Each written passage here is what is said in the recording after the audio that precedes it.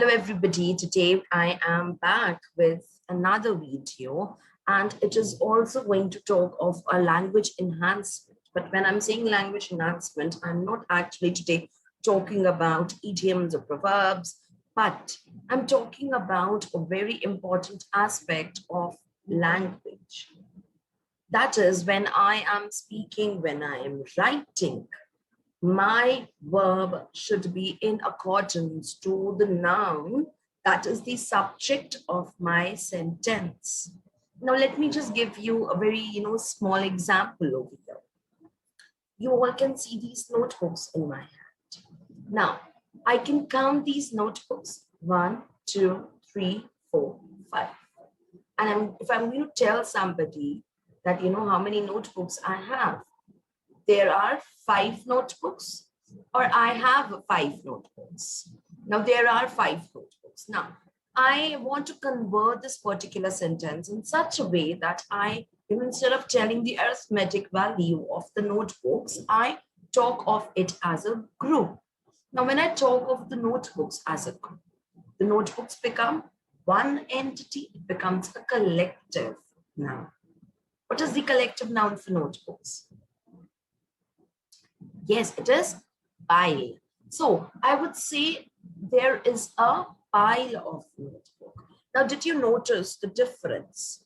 When I said there are 5 notebooks, I used a plural verb with plural noun. We must remember that the verb should be in agreement with our subject of the sentence. So yes, kids, today we are going to talk about subject-verb agreement. We are going to talk of subject-verb agreement, wherein we must remember that the subject which we are using, a verb should be in accordance to that particular subject. Now let's look at these 2 sentences over here. Now in this sentence, if you all can see, I'm talking of one dog is sitting on the grass. How many dogs I'm talking of? 1.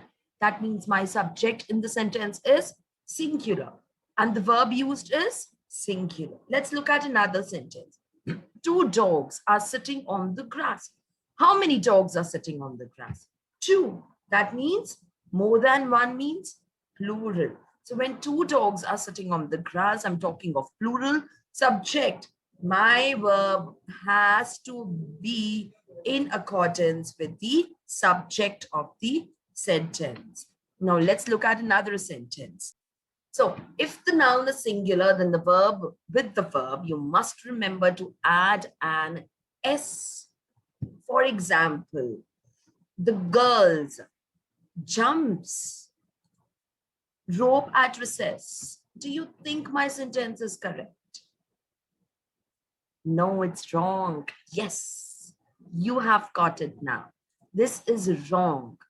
The rule says if the noun is singular, then you will add an S to the verb. But here is my noun over here a singular noun? No, it's not. It's a plural noun. So what should be my sentence over here?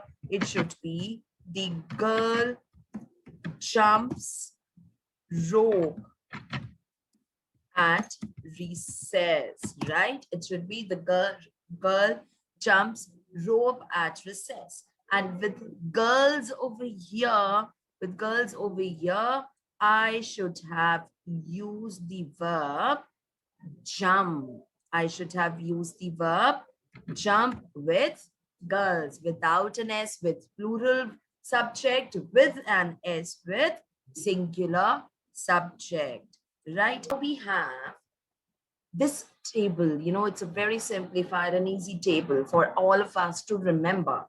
It's called conjugation of the verb to be. Here, conjugation, we are talking of the present tense, right? I'm talking of the present tense. I am, you are, he, she, it is, we are, you are, they are. Always remember these 2 exceptions which we have. I is a singular. It's a singular word, but it will always use a plural subject. That's an exception. Second is with you. You are listening. right? I'm talking to all of you, many of you. So you can be singular. How are you? You can be plural as well. Let's move on and look at few more examples to just, boost our understanding of the concept of subject verb agreement. A good medicine. How many medicines am I talking of? A good medicine. It can be any, but I'm talking of a good medicine. Tastes better. He goes to work by bus. They visit us every other week, right? Let's move on. I do. You do your work. We do our work. They do their work. He does his work. She does her work. It does it work. Right? So do with plural, does with singular. Okay. Now what do we have in the bag? We have one more example of subject, conjugation of the verb play. I play. You play games. He, she, it plays games. We play games. You play games. They play games. Right? Okay. Now, there are definitely some issues which are related to subject-verb agreement. Remember, it is very, very easy from the shell of it, outer part of it. But it gets tricky if we just forget and we don't understand what is the subject in the given sentence. So let's look at the first issue which we usually face. Now, when we have indefinite pronouns being used, anyone, each, everyone, no one, nobody, someone, all of these indefinite pronouns are some verb. Verb has to be singular. We have to use singular verb. Each one of you is present. Everyone is present. Anyone is missing in the class? Nobody is missing in the class. Someone is missing. So we use the verb which is singular. Then we have all and some. They can take singular or a plural verb. All the cheese has been eaten. All the apples have been eaten. Bread has been taken from the store. Slices of bread have been taken. All the bread has been taken. Right? All the bread has been taken.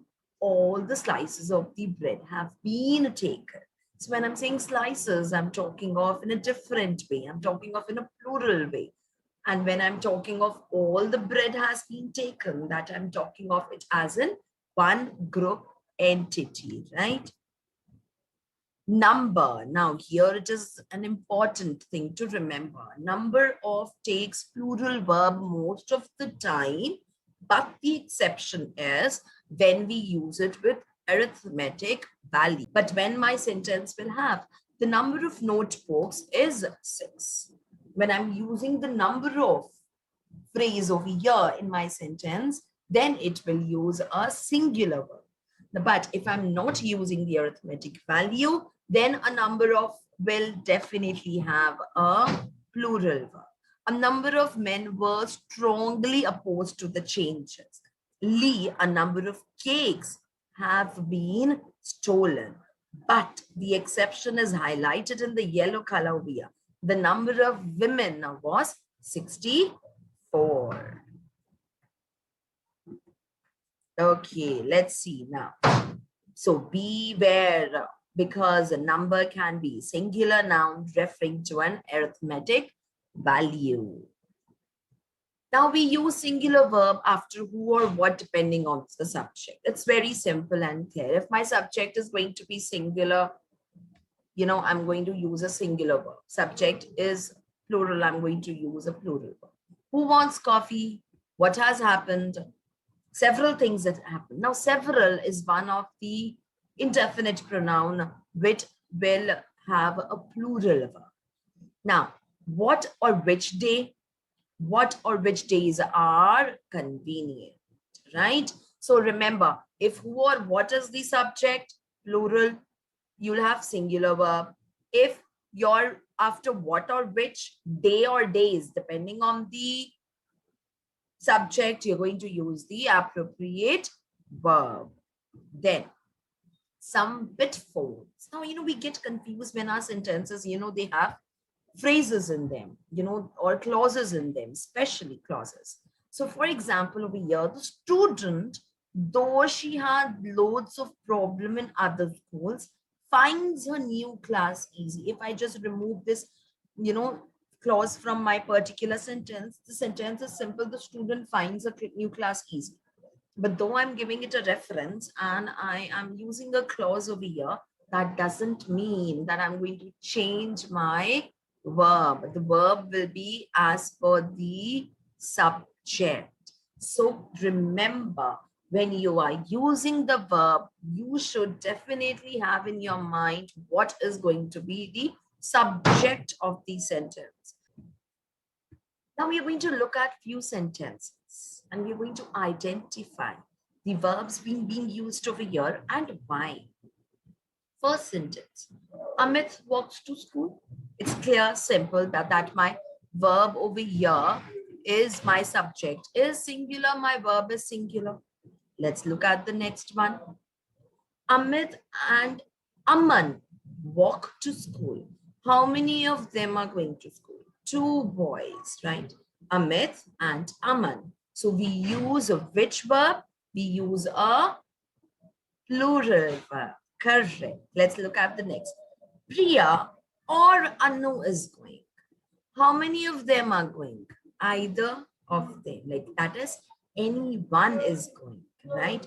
Both are not going, only one, because we have over here or, right? This or gives us an option. Okay, next one. Now, when I combine both of them, Priya and Anu are going abroad. The army protects the nation. Army, it's collective noun. So we use a singular verb. But there are exceptions when in collective nouns also, we consider the members individually also, right? When I'm not considering them as one entity, but I'm talking of them individually along with the group, then that means I'm talking of many of them. Now, in such cases, my subject, jury, now here, the jury are wearing different shirts at the party. Now here, jury will become a plural subject and the verb which I'm going to use over here is plural, right? Okay, let's see more. Both are in love with music. So both, right? Two. Most of the exam was easy. Now here I'm talking of how many exams? Here I'm talking of how many exams? I am talking of how many? One exam, right? Now, when I'm talking of one exam, my verb has to be singular. Okay. And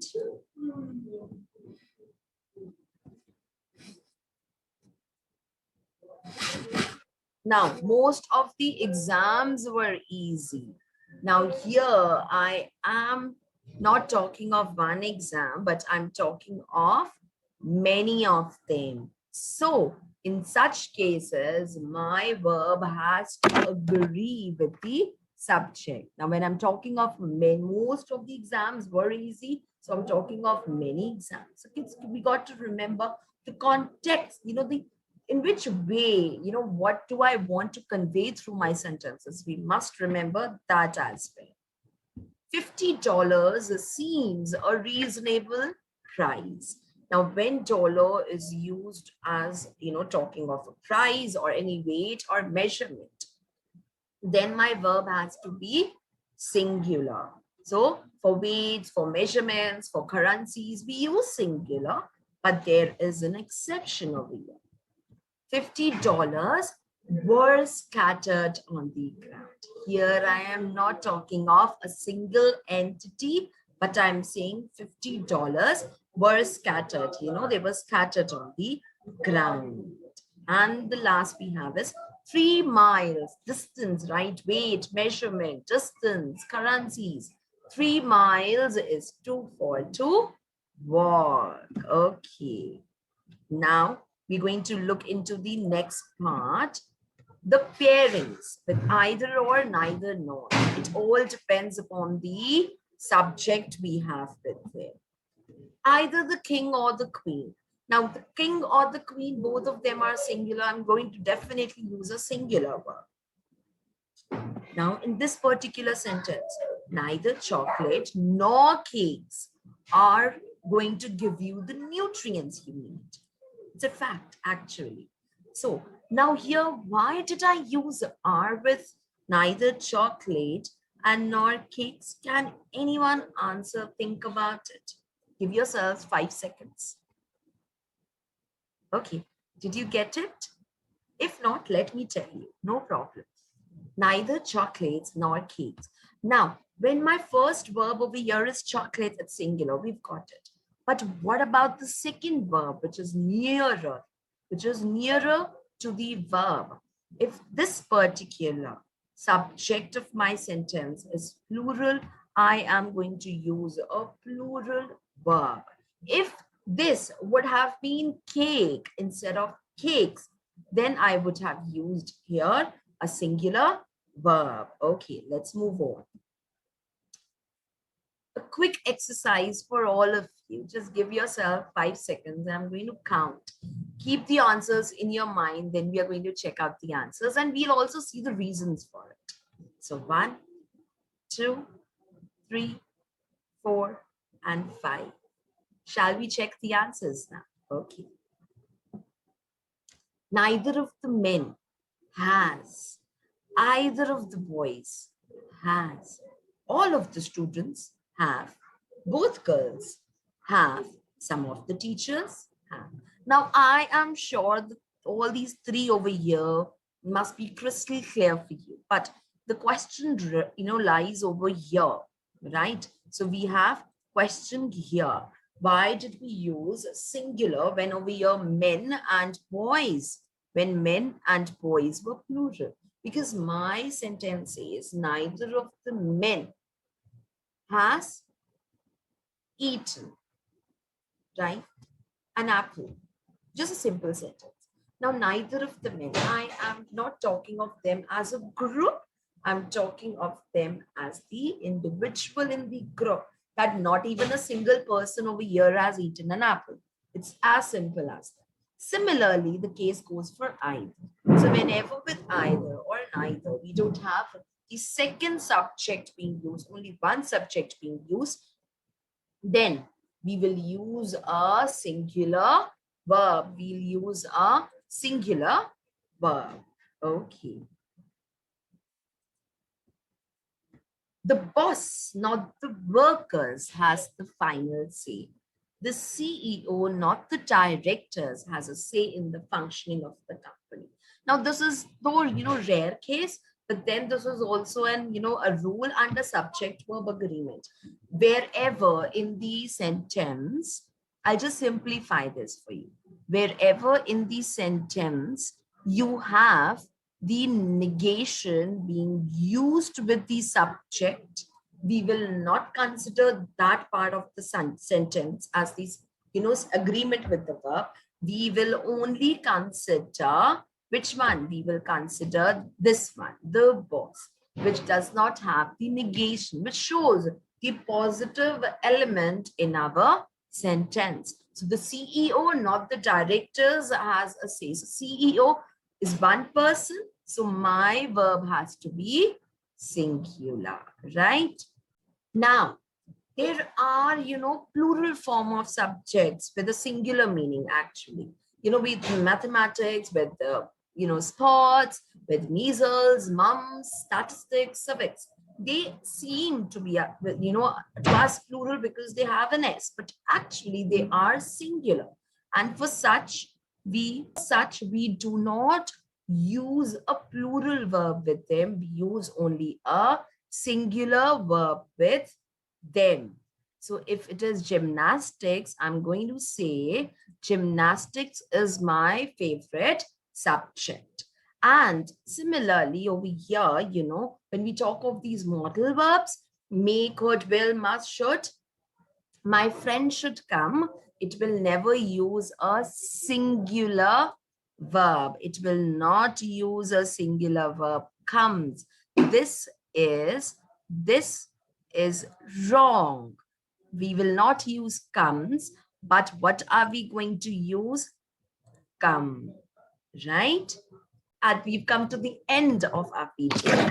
So kids, I hope everybody, whosoever is going to watch our video, you will be able to clarify all your doubts when it comes to subject verb agreement, and we'll have the sort of agreement with our subject and the verb. So see you soon everybody with the next video under language enhancement.